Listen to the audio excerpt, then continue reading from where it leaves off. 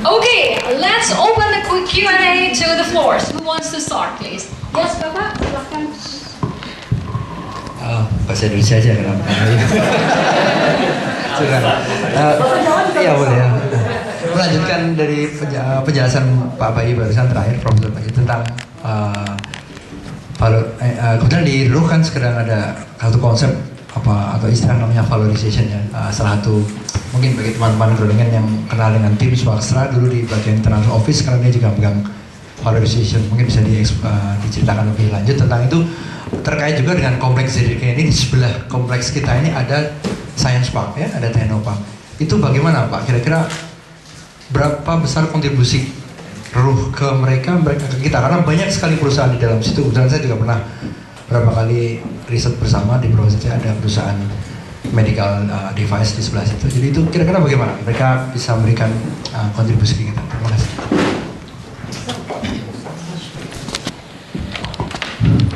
Untuk hal valorisasi dari valorisasi Groningen terhadap Fakultas Matematika dan Ilmu Alam yang di sini, saya tidak tahu pasti dengan jumlahnya. Tapi yang saya pasti mereka sering mengadakan seminar, bukan seminar sebenarnya, pertemuan bersama antara beberapa perusahaan di sekitar Groningen dengan beberapa kelompok keahlian dari fakultas ini.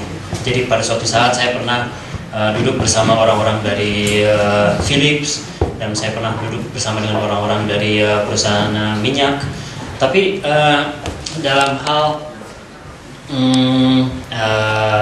uang yang dihasilkan oleh valorisasi ini, saya masih belum jelas. Karena mereka sendiri kurang begitu transparan.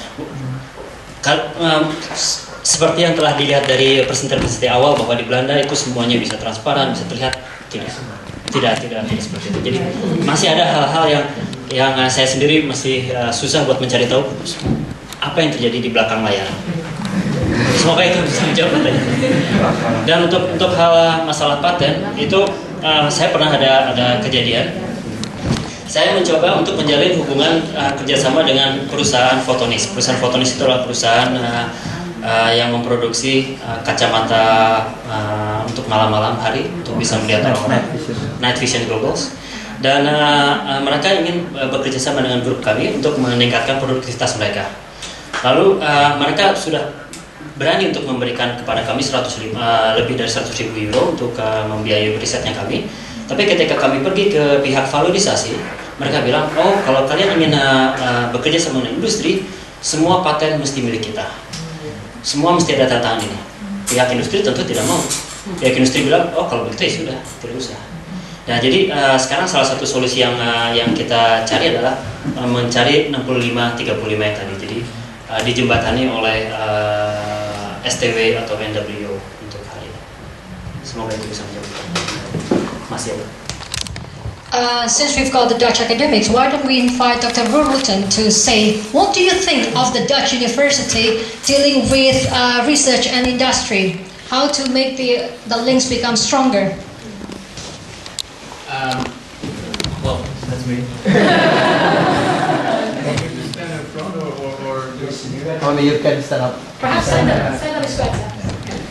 Well, that's you know, that depends very much on the university and the research group how that's done. I think in the field of technological sciences, there's a history of working together between science and industry that goes back, I think, for decades already.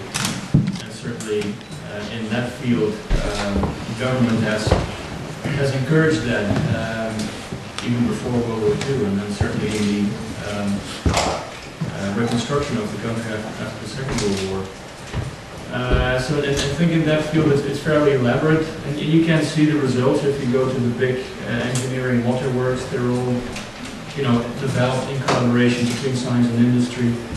Also the agricultural advances, they were developed, many of them in collaboration with Wageningen University, big agricultural research center. So yeah, even though different universities, different research groups have different ways of doing that, I think in the engineering sciences, agriculture, the links are very close. In other fields of science, that's a different story. I mean, sociology, psychology, economics, because the rewards and the benefits for both are less tangible and more difficult to obtain. And I think in that, perhaps, in the sense, in some engineering sciences, because they have to do with, you know, Dutch trying to defend themselves from floods and everything, perhaps in those fields, collaboration between university and industry is more intense than internationally is the case. But in other fields, and particularly in social sciences, I don't think the Dutch are doing better or worse than elsewhere in Europe or North America for that matter. I think at this moment, I think that's the most intelligible thing I can say about that. Okay, well, thank you very much indeed. We still have how much time? 8 minutes. Right, before I come with the conclusion, is there any final remarks from the audience in dealing with this? Yes, of course.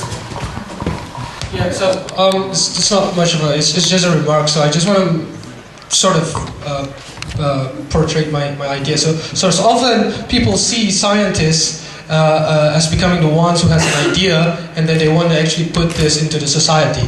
But I think we have to realize that actually there's a difference between a scientist and an inventor, and they can very much be the same person, but I don't think most scientists are inventors. For example, like Benjamin Franklin discovered electricity, they're scientists, but it took another work of an inventor who actually turned it into a light bulb to the iPad that you actually have right now. So we have to realize, as a scientist, we don't actually have to be egoistic in trying to actually get everything.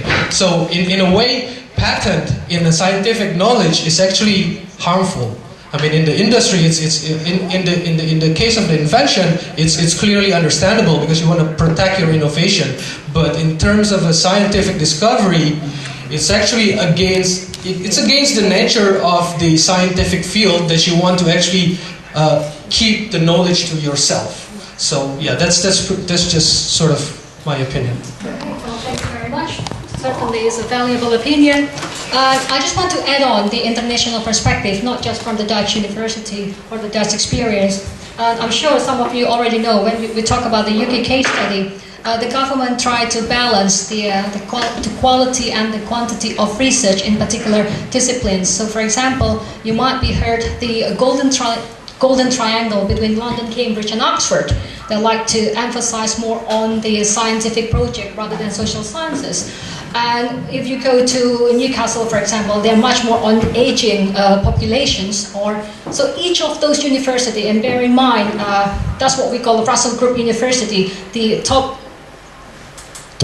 20 research intensive university, which is not teaching university, it's not applied university. So they are really doing hardcore scientific projects. And additionally, UK government also tried to choose each of different city. They've got 6 science cities in the UK: Manchester, Cambridge, London, Newcastle, and among others.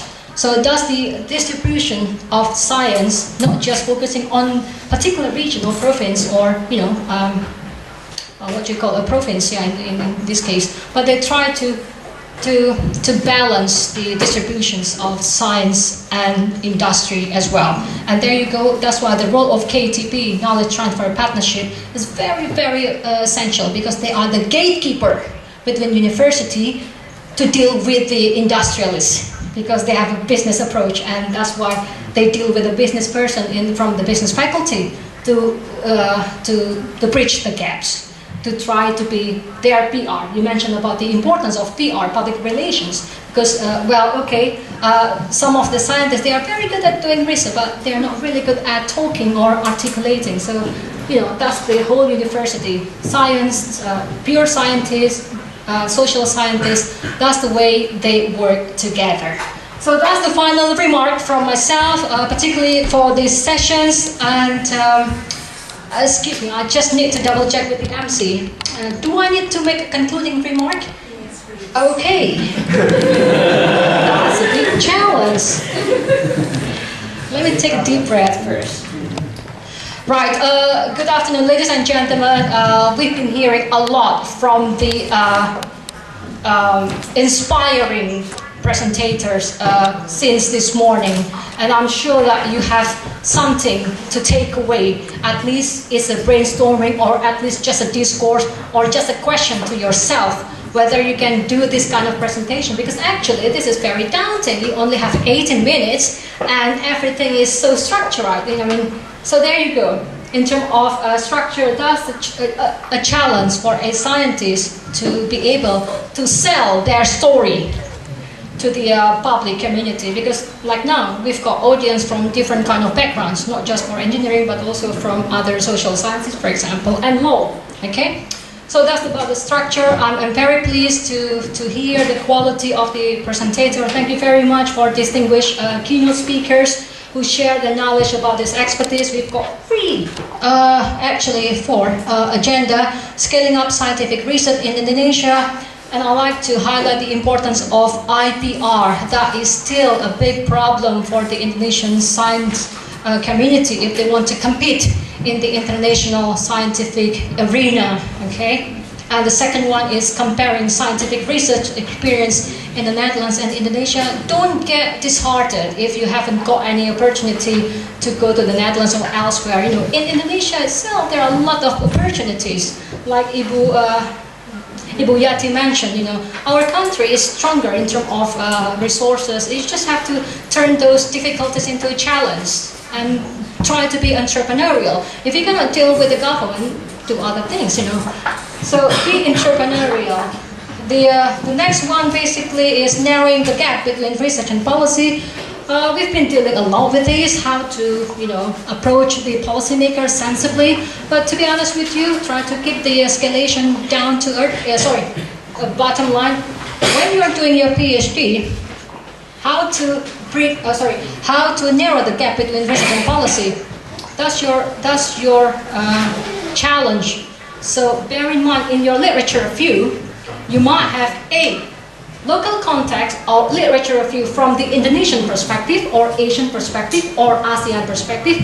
B, literature review from the so-called Western perspective. And that's the way to narrow the gaps. And in the end, of course, in your conclusion, not just bring the conclusion. Conclusion is not a summary. You have to know the distinguish between conclusion and summary. And later, in your further recommendation, bear in mind, you have to give a policy a suggestion. To whom? You have to be clear with that. Is it only for the regional policymaker or for the provincial policymaker? But the most important thing is you have to contribute to the knowledge, because that's the PhD of it. Okay? And the last session is building a stronger link between research and industry. I don't want to talk a lot about this thing. We've been dealing with this issue over the last 15 minutes ago. So I give you plenty of food for thought, you know, by attending this session. And hopefully all of you will come and see us again in ICIT 2013 in The Hague. And do have a look at the website of PB Belanda. And this discourse, this is what we call as ongoing conversation in scientific community, because this is not just the final way to deal with dissemination. You have to keep, you know, presenting your ideas, get the feedback, and then reinforce. And hopefully you'll be better in becoming a RATS, research, academic, teaching, and service. Without further ado, thank you very much indeed. I really appreciate